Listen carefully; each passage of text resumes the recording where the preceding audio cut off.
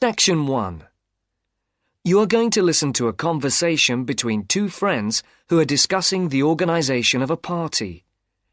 As you listen, answer the questions. Write no more than 3 words for each answer. First, you have some time to look at questions 1 to 5.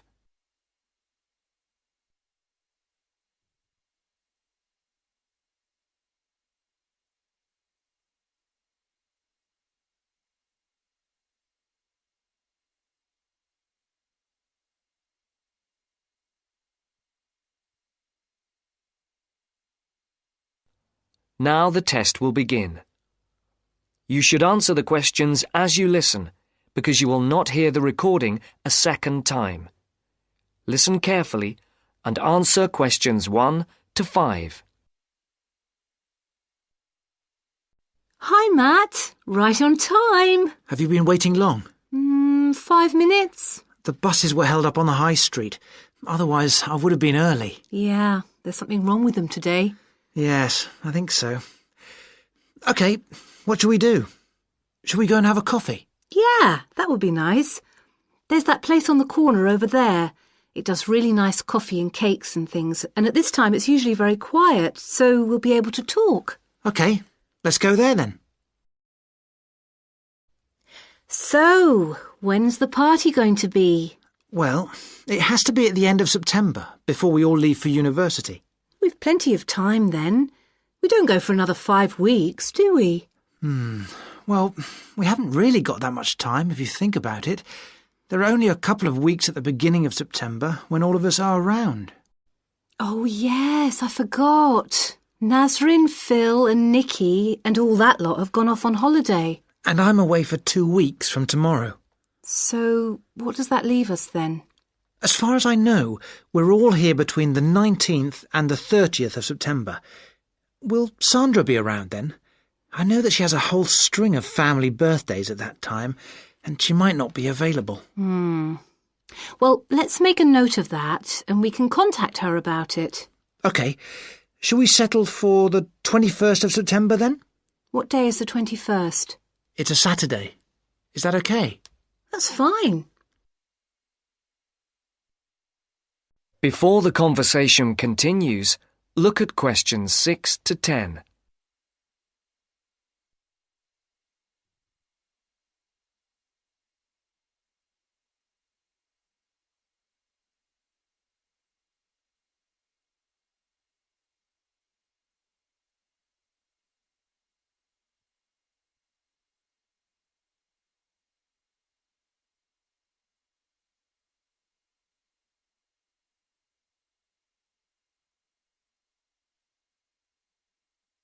As you listen to the second part of the conversation, answer questions 6 to 10. For these questions, there are 3 alternatives, A, B, and C. Decide which alternative is the most suitable answer and circle the correct letter. And now for the tricky bit. Where are we going to hold it? Well, I spoke to Nikki last week and she volunteered her place as they have a huge house and garden. Oh, fantastic. Will her parents be around? Yeah, I think so, but she said they won't mind. Oh, right. Well, my parents wouldn't like it at all. Nor mine. But is it definite? Yes. When I spoke to her, she said it was definitely on. I'll just have to confirm the dates with her. We thought it would be one weekend in September, so I'll just have to make sure that that one is okay.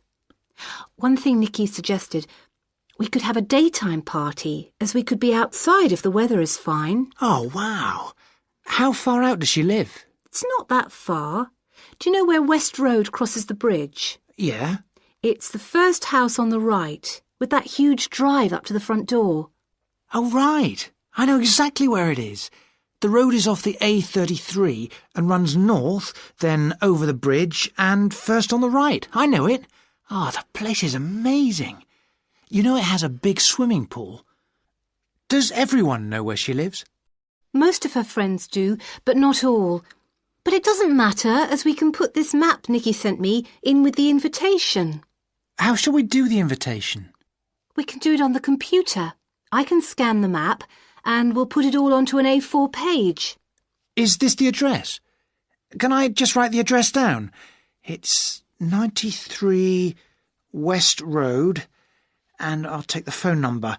It's 477130. Right. There's one other thing. Yes? We're all giving £10 towards refreshments and food. There'll probably be a barbecue. Do you think that's enough? Oh, right. Yeah, that's fine. And everyone will have to help tidy up afterwards, including the boys. That's the end of section 1. You now have half a minute to check your answers.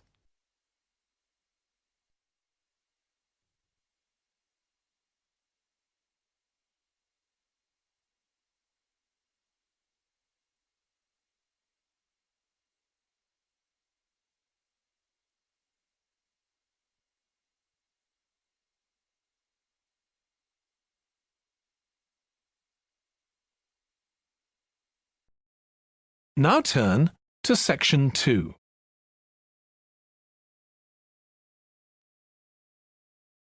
Section 2.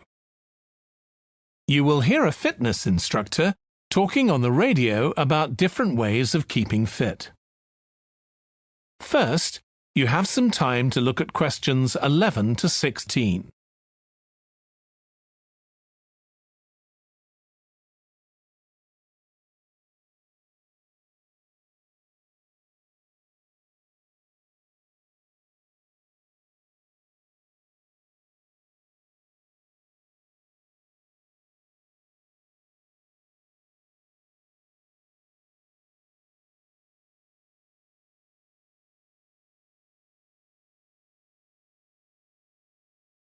Now listen carefully and answer questions 11 to 16. So, if you're one of those people who hasn't found the perfect physical activity yet, here are some things to think about which might help you make the right decision for you. The first question to ask yourself is whether you would enjoy training in a gym. Many people are put off by the idea of having to fit a visit to the gym into their busy day. You often have to go very early or late, as some gyms can get very crowded. But with regular training, you'll see a big difference in a relatively short space of time. Running has become incredibly popular in recent years. That's probably got a lot to do with the fact that it's a very accessible form of exercise. Anyone can run, even if you can only run a few meters to begin with. But make sure you get the right shoes. It's worth investing in a high-quality pair, and they don't come cheap. Another great thing about running is that you can do it at any time of day or night. The only thing that may stop you is snow and ice. Swimming is another really good way to build fitness. What attracts many people is that you can swim in an indoor pool at any time of year. On the other hand, it can be quite boring or solitary. It's hard to chat to people while you're swimming lengths. Cycling has become almost as popular as running in recent years. That's probably because, as well as improving their fitness, many people say being out in the fresh air in a park or in the countryside can be fun. Provided the conditions are right, of course. Only fanatics go out in the wind and rain. Yoga is a good choice for those of you looking for exercise which focuses on developing both a healthy mind and body.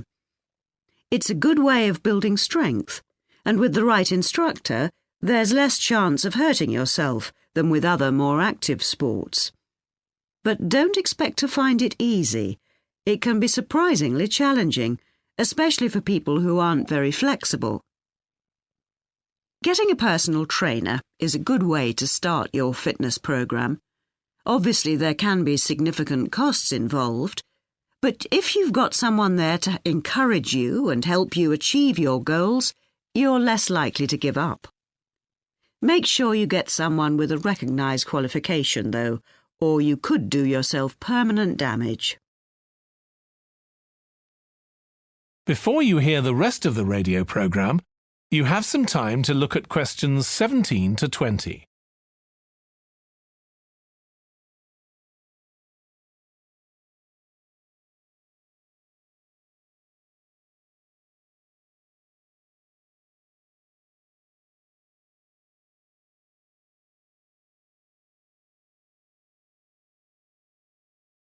Now listen and answer questions 17 to 20. Whatever you do, don't join a gym unless you're sure you'll make good use of it. So many people waste lots of money by signing up for membership and then hardly ever go. What happens to their good intentions? I don't think people suddenly stop caring about improving their fitness or decide they have more important things to do. I think people lose interest when they don't think they're making enough progress. That's when they give up hope and stop believing they'll ever achieve their goals. Also, what people sometimes don't realize when they start is that it takes a lot of determination and hard work to keep training week after week, and lots of people don't have that kind of commitment. One thing you can do to help yourself is to set manageable goals. Be realistic and don't push yourself too far. Some people advise writing goals down, but I think it's better to have a flexible approach. Give yourself a really nice treat every time you reach one of your goals. And don't get too upset if you experience setbacks. It's a journey. There are bound to be difficulties along the way. That is the end of section 2. You now have half a minute to check your answers.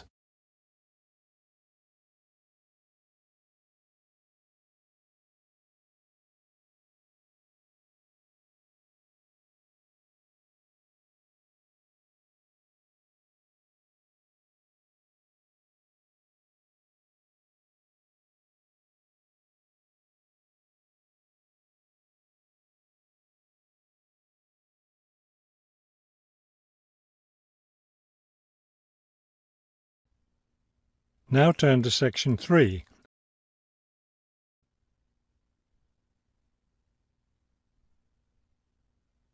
Section 3. You will hear a conversation between a university student and a faculty advisor about the requirements for the student teaching semester. First, you have some time to look at questions 21 to 24.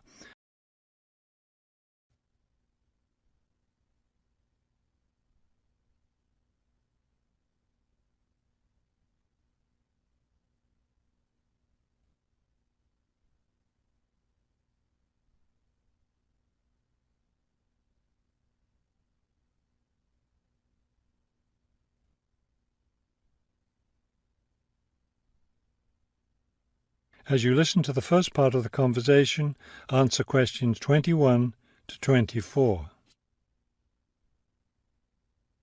I'd like to go over with you today some of the requirements for your student teaching, which you'll be undertaking next semester.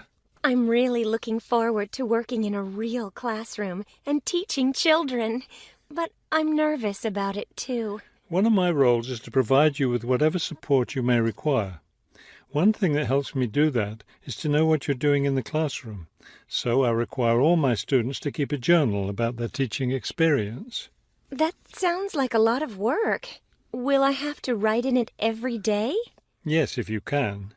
You'll give it to me at the end of each week. Another thing I'll want from you is a few sample lesson plans. I'll let you know ahead of time exactly how I want you to do them. Several of us from the university will be student teaching at the same school. Are we supposed to get together regularly to discuss our work? I'll meet with each student teacher individually, but you aren't required to meet with each other. Of course, you can talk together as much as you want. You will, however, have to observe some of the other teachers in the school, besides the teacher you'll be working with. Then will I get an evaluation from my supervising teacher at the end of the semester? Actually, no. I'll do your evaluation, and I'll base it on several things. One is your required portfolio, which should contain samples of your class activities and your students' work. Another important thing is your term paper. Then there won't be a final exam? No, we don't feel that's necessary for student teaching. Before you hear the rest of the conversation, you have some time to look at questions 25 to 30.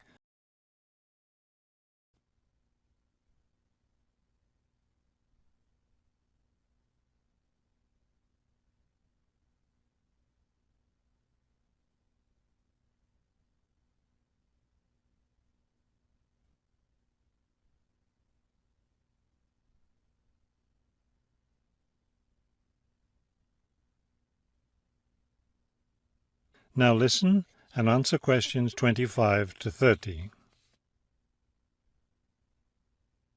I know I have to get an agreement form signed. Since you're my advisor, are you the one to do that? No, that form is for your supervising teacher to sign, to document that he or she agrees to have you in the classroom as a student teacher. Oh, I see. I'm concerned about the term paper I'll have to do and the evaluation process. I'm not sure I understand what I'm supposed to do. Regarding the term paper, the first thing is to choose a topic. It should be related to your teaching work. You should let me know your term paper topic by the end of the first week of the semester. Will you be observing me regularly in the classroom? Yes, and during the fourth week of the semester, we'll have our first evaluation meeting to discuss my observations. One thing I'm really looking forward to is the student-teacher conference that the university puts on every year. I'm glad you're looking forward to it. Of course, everyone in the program is required to attend. The conference takes place, let me check. Yes, the seventh week of the semester. When will I have to turn in my term paper? The term paper is due by the end of the 14th week of the semester. Then during the 15th and final week, we'll get together one last time for a semester review. Wow, it looks like I have a busy semester ahead of me. That is the end of section 3. You now have half a minute to check your answers.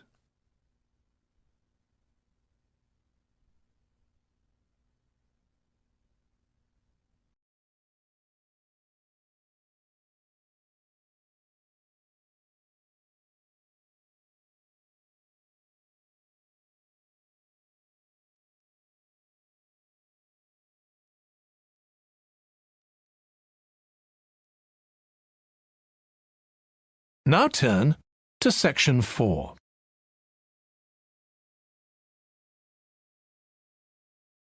Section 4. You will hear part of a biology lecture about an animal called the sleepy lizard that is common in parts of Australia. First, you have some time to look at questions 31 to 40.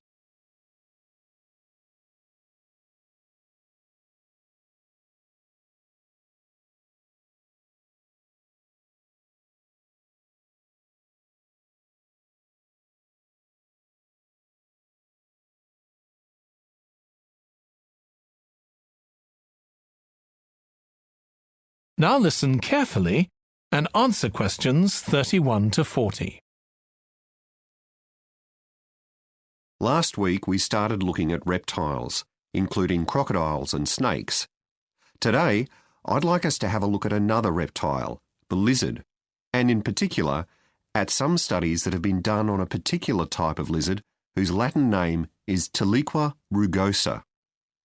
This is commonly known as the sleepy lizard, because it's quite slow in its movements and spends quite a lot of its time dozing under rocks or lying in the sun. I'll start with a general description. Sleepy lizards live in Western and South Australia, where they're quite common. Unlike European lizards, which are mostly small, green and fast-moving, sleepy lizards are brown, but what's particularly distinctive about them is the colour of their tongue, which is dark blue, in contrast with the lining of their mouth, which is bright pink. And they're much bigger than most European lizards.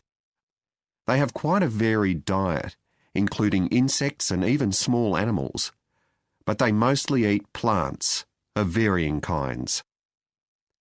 Even though they're quite large and powerful With strong jaws that can crush beetles and snail shells, they still have quite a few predators. Large birds like cassowaries were one of the main ones in the past, but nowadays they're more likely to be caught and killed by snakes. Actually, another threat to their survival isn't a predator at all, but is man-made. Quite a large number of sleepy lizards are killed by cars when they're trying to cross highways. One study carried out by Michael Freak at Flinders University investigated the methods of navigation of these lizards. Though they move slowly, they can travel quite long distances. And he found that even if they were taken some distance away from their home territory, they could usually find their way back home as long as they could see the sky. They didn't need any other landmarks on the ground.